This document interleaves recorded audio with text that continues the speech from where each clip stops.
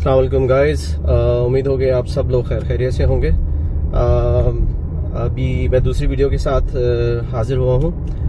पहली वीडियो का बहुत अच्छा रिस्पांस रहा माशाल्लाह। ये अच्छी इंडिकेशन है कि आप लोगों को जो है वो कंटेंट पसंद आया और आप लोग जो है वो ज़्यादा इन्फॉर्मेशन इस सब्जेक्ट में मालूम करना चाह रहे हैं। तो अब हम आहिस्ता आहिस्ता जो है वो थोड़ी और डिटेल इन्फॉर्मेशन की तरफ जाएंगे, बिकॉज पहली वीडियो तो मेरी एक जनरल ओवरव्यू था अबाउट वीज़ा कैटेगरीज और ऑप्शंस। तो इसके अंदर आज की वीडियो के अंदर हम कवर करेंगे कि कौन कौन से जो ऑप्शंस हैं जो कि हमें रेजिडेंसी की तरफ जो है वो पाथवे टू रेजिडेंसी। सो उसमें जो है वो तकरीबन 5 हैं।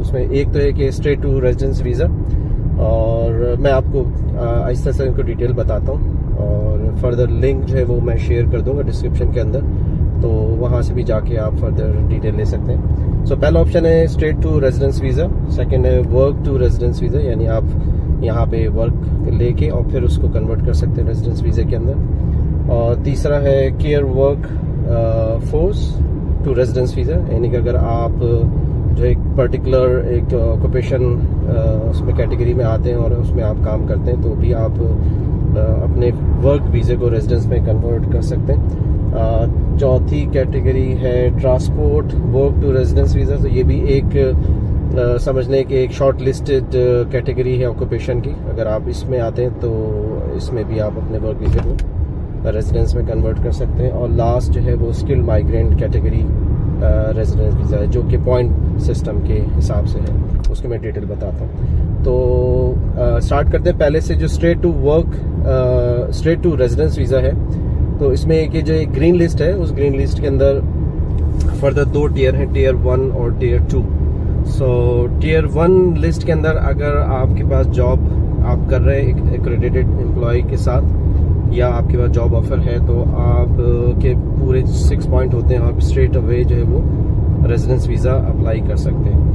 और जो सेकंड कैटेगरी है वर्क टू रेजिडेंस वीज़ा, सो इसमें ये है कि अगर आपके पास जॉब या जॉब ऑफर है ग्रीन लिस्ट टियर 2 में, यानी कि टियर 2 की लिस्ट के अंदर अगर ऑक्यूपेशन आपका फॉल करता है, तो उसके अंदर जो है भी आपको 2 साल जो है आई थिंक 2 साल जो है वो आपको जॉब करके और उसके बाद आप अपने वर्क वीज़े को रेजिडेंट में कन्वर्ट कर सकते हैं। और तीसरा चौथा तो मैंने बता दिया आपको कि उसकी फर्दर लिस्ट है, वो मैं आपको लिंक में शेयर कर दूंगा। जो लास्ट वाला है skilled migrant category resident visa, तो इसकी जो है वो फर्दर 3 सिनारियो बन सकते हैं। उसमें एक सिनारियो तो ये है कि उसमें आप स्ट्रेट जा सकते हैं। अगर आपकी क्वालिफिकेशन पीएचडी है और यहाँ से पीएचडी है, तो आप स्ट्रेट आपको 6 पॉइंट मिलेंगे और आप डायरेक्ट जो है वो रेजिडेंट वीज़ा अप्लाई कर सकते हैं। और या अगर आप मास्टर्स हैं यहाँ से, या मास्टर बाहर से किया हुआ है और आपकी जो क्वालिफिकेशन है वो अप्रूव्ड है NZQA से, तो आपको 5 पॉइंट मिलेंगे और प्लस 1 साल आपको काम करना पड़ेगा यहाँ पे एक्रेडिटेड एम्प्लॉय के साथ, वहाँ से 1 पॉइंट मिलेगा, तो आपके 6 पॉइंट हो जाएंगे। तो आपको 6 पॉइंट चाहिए स्किल्ड माइग्रेंट रेजिडेंट कैटेगरी के अंदर। और तीसरा ऑप्शन ये है कि अगर आप बैचलर हैं, यहाँ से बैचलर हैं या कहीं और से बैचलर हैं, लेकिन कंडीशन वही है कि आपकी जो डिग्री है वो NZQA से अप्रूव होनी चाहिए या वॉशिंगटन अकॉर्ड के अंदर आपकी डिग्री आनी चाहिए यूनिवर्सिटी, तो उसमें आपको मिलेंगे 4 पॉइंट। और उसके बाद आपको 2 साल जो है वो काम करना पड़ेगा यहाँ पे एक्रेडिटेड एम्प्लॉयर के साथ, तो वहाँ से आपको 2 पॉइंट मिलेंगे।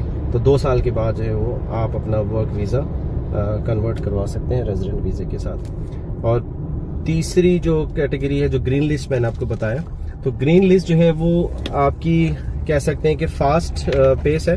तो ग्रीन लिस्ट के अंदर टियर 1 और टियर 2 2 कैटेगरीज हैं। तो मैं लिंक शेयर करूंगा, तो आप अपने ऑक्यूपेशन के हिसाब से देख सकते हैं कि आप किस में फॉल करते हैं, टियर 1 में या टियर 2 में। तो टियर 1 में अगर आते हैं तो आप स्ट्रेट जो है वो अप्लाई कर सकते हैं रेजिडेंट वीज़ा, और अगर टियर 2 में आते हैं तो फिर आपको 2 साल जो है वो उसमें जॉब करनी पड़ी। और काफ़ी सारे ऑक्यूपेशन हैं टियर 1 के अंदर भी और टियर 2 में भी, स्पेशली इंजीनियरिंग के भी बहुत सारे सेक्शंस हैं जो कि टियर 1 के अंदर आते हैं, I think chemical engineering, mechanical engineering. वही बात है कि बहुत सारे लोगों को मालूम नहीं है कि वो इस कैटेगरी के अंदर फॉल करते हैं, और कोई इतना मुश्किल प्रोसेस नहीं है। तो स्टेप बाय स्टेप जो है वो हम बाकी जो इसके अंदर रिक्वायरमेंट्स हैं, जिसमें क्वालिफिकेशन अप्रूवल है या और जो फर्दर डिटेल है कि कैसे अप्लाई किया जाए और उसके अंदर तो वो हम आने वाली वीडियो के अंदर कवर करते चले जाएंगे। तो बहुत शुक्रिया आप लोगों का देखने का, और अगर आप लोगों का कोई पर्टिकुलर क्वेश्चन है तो मुझे कमेंट सेक्शन के अंदर आप बता सकते हैं, तो मैं उसको आंसर दे सकता हूँ। Any general question about the New Zealand life, culture, people, weather, economy, तो अगर मुझे पता होगा तो बिल्कुल मैं उसमें आपको हेल्प आउट कर सकता हूँ। तो शुक्रिया बहुत आपके वीडियो वॉच करने का, और हो सके तो अगर आपको पसंद आए कंटेंट तो अपने फैमिली फ्रेंड्स के अंदर इसको शेयर करें। अच्छा, ये लेफ्ट साइड पे आप देख रहे हैं, ये वाइकाटो यूनिवर्सिटी है, one of the best university in New Zealand. So मैं हैमिल्टन में रहता हूँ, तो हैमिल्टन ऑकलैंड से जो है वो तकरीबन 1 घंटे की फासले के ऊपर है। तो ये अब अच्छी खासी बड़ी यूनिवर्सिटी है, तो इसके अंदर सारी फैकल्टीज वगैरह हैं। तो इंशाल्लाह चलें, इसके बाद नेक्स्ट वीडियो के अंदर आपसे मुलाकात होती है। अपना ख्याल रखिएगा, दोस्तों का, रिश्तेदारों का। चलें, ओके, अल्लाह हाफिज़।